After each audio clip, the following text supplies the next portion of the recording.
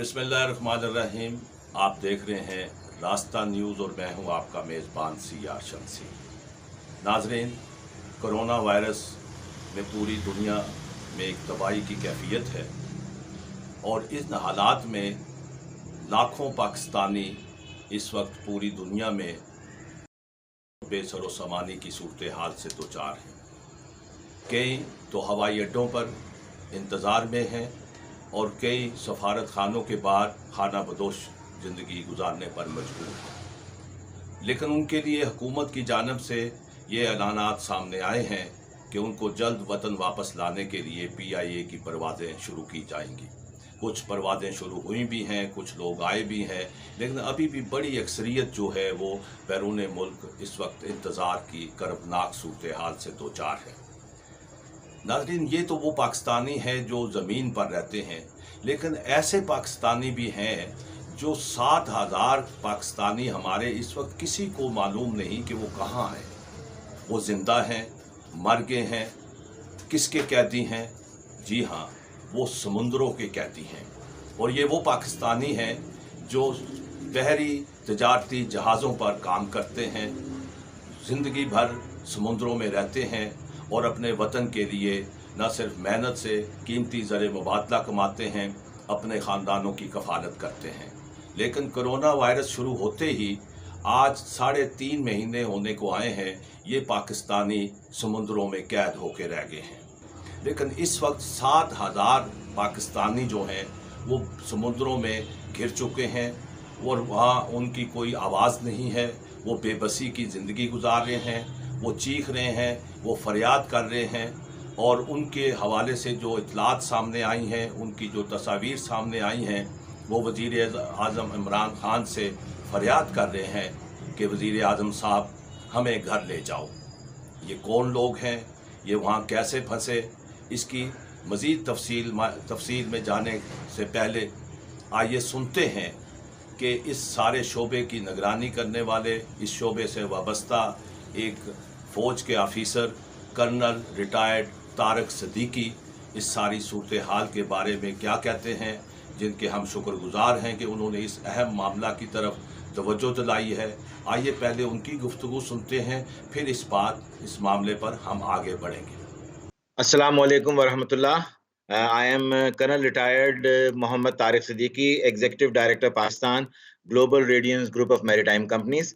आज जिस अहम मौजू पे मैं आपको आगाही देना चाहता हूँ वो सी फेयरर्स के इश्यूज हैं, जो कि कोविड-19 के एनवायरनमेंट में इस वबा के फैलने से सी फेयरर्स यानी कि हमारी वो अहम अफरादी क़ुव्वत जो कि बहरी जहाज़ों के ऊपर तैनात है, उनको जो मुश्किलात दरपेश हैं।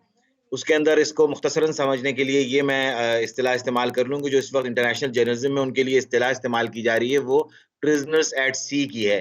क्योंकि इंतहाई मुशक्क़त वाले जो लॉन्ग कॉन्ट्रैक्ट्स होते हैं 6 से 9 महीने के, वो पूरा करने के बाद भी ये लोग जहाज़ों को पर ही मुक़य्यद हैं, क्योंकि फ़्लाइट रिस्ट्रिक्शंस होने की वजह से, पोर्ट ऑपरेशंस में रिस्ट्रिक्शंस होने की वजह से और बेशुमार नए प्रोटोकॉल्स नाफिज होने की वजह से इनका रिपैट्रिएट होना तकरीबन नामुमकिन हुआ हुआ है और बहुत दुश्वार हुआ हुआ है।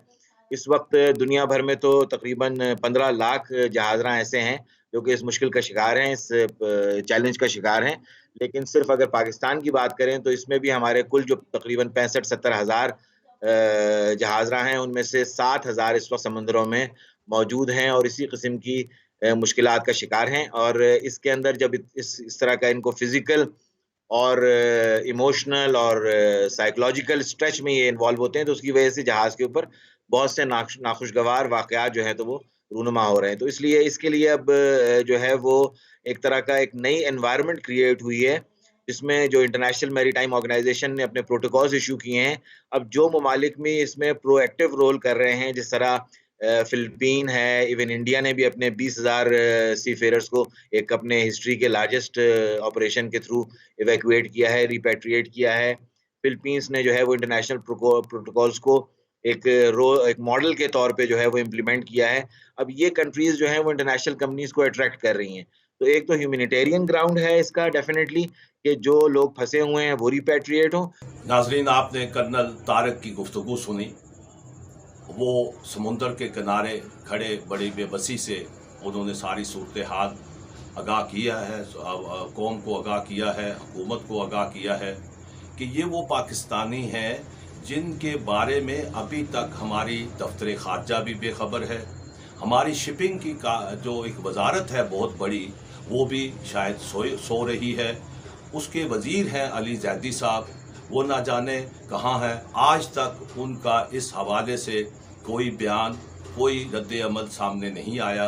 हम इस फोरम से उनकी तवज्जो भी, वज़ीर आज़म पाकिस्तान की तवज्जो भी और वज़ीर ख़ारजा शाह महमूद कुरैशी की तवज्जो दिला रहे हैं कि इस वक्त दुनिया भर के लाखों शहरी यकीनन इसी सूरत हाल से दो चार हैं, लेकिन तमाम ममालिक जो हैं अपनी अपनी बसात के मुताबिक कोशिश करके अपने शहरियों को समुंदर से निकाल रहे हैं। एक ताज़ा खबर ये आई है कि इंडिया ने 20,000 अपने शहरी वहाँ से एवैक्यू किए हैं, रेस्क्यू किए हैं और उनको अपने घरों तक पहुँचाया है। लेकिन अभी तक पाकिस्तान के ये जो 7,000 शहरी हैं, इनका कोई पुरसान हाल नहीं है। इस हवाले से मगरबी मीडिया में बहुत से खबरें भी आ रही हैं और इस हवाले से जो कोविड-19 है उस हवाले से भी तफसीलात सामने आ रही हैं।